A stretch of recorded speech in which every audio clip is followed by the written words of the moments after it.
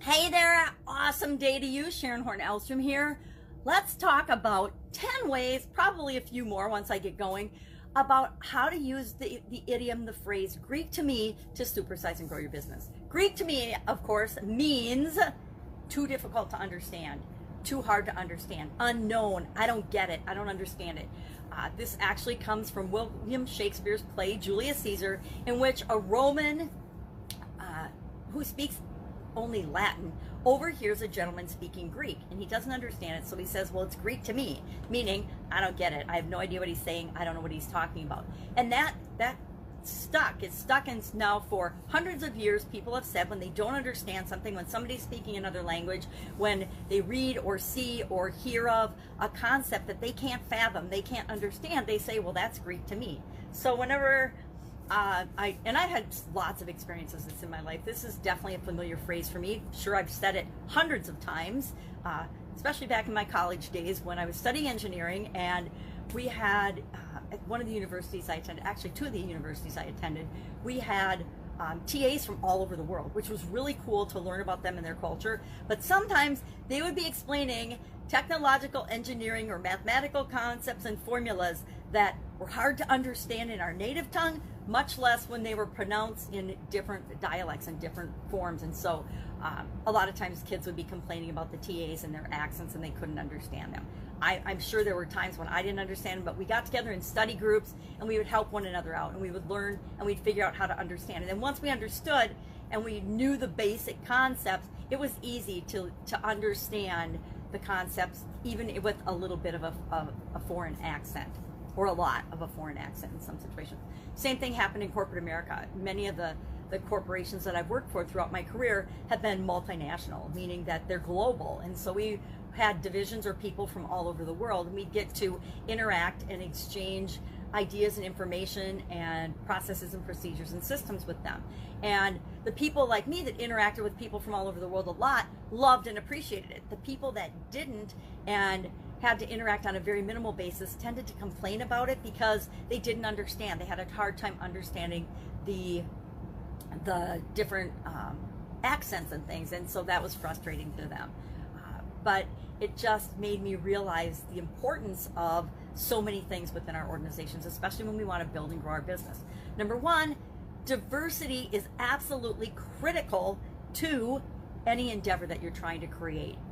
Diversity not only of language, where people are from, but their experiences and their backgrounds, not just skills, but people's experience and backgrounds. It's critical in this global economy that we live in, that we make sure we have a match in our organization with the people that we're here to serve. We want to have people that can relate to and understand and appreciate and love our customers a part of our organization, and that involves a diverse group of people. I've been involved in so many teams, so many different teams, and found that from real life experience, working with teams with diverse groups of people with different ideas, different skill sets, different backgrounds, different levels of experience, always yields better results than teams that are of a homogeneous nature. By that I mean teams that are all the same type of people or all the same level people in an organization. Those teams tend to yield less dynamic, less creative results than those of more diverse nature. And I've been on hundreds and hundreds of teams, so that's just my own personal observation. So we want to involve diversity in our business, in our organization, so that things aren't Greek to us. At least somebody in the organization will understand it and can translate it for the rest of us. Seek to understand. Be open-minded, right? Just because something's different, or something's got a different way of doing something or a belief than you do, or they come into the organization and God forbid, do they have a new way, better way of doing something, and it's not the way we've always done it for the last 20 years, we want to embrace that and bring that into our organization. We want to ask questions, right? Always be asking questions. We have 2 ears and 1 mouth for a reason. Most of us have heard that repeatedly throughout our life, almost as much as some of the idioms we discuss, because we need to listen twice as much as we speak. If we listen for understanding, we will understand. Remember that things change all the time, and it's okay to change our mind about things. Sometimes will have a certain belief based on our experiences up to a certain point. Somebody with the exact opposite belief or idea or information will actually educate us because we're listening with both our ears, and all of a sudden we'll realize that what we thought we believed, we didn't really choose to believe, we just started to believe it by default, and all of a sudden, because we're open-minded, we've changed our mind and we found common ground with somebody that normally we don't get along with. Get curious and get excited about the possibility of understanding things that you don't understand. There's infinite possibilities when we are open-minded and willing to seek to understand. Practice empathy. Put yourself in the other person's shoes and think of how frustrating it is for them if they're trying to communicate something and they know you don't understand and they're doing the best they can to communicate their message, their effort. I say draw, right? Draw pictures, draw diagrams, use symbols, use math. Math is a universal language. Find ways to bridge that gap and make it possible for people to communicate. Treat people the way you want to be treated. I've been really talking about this a lot this year, and I don't think it can be overstated how critical and essential it is that you absolutely positively treat other human beings the way you expect to be treated.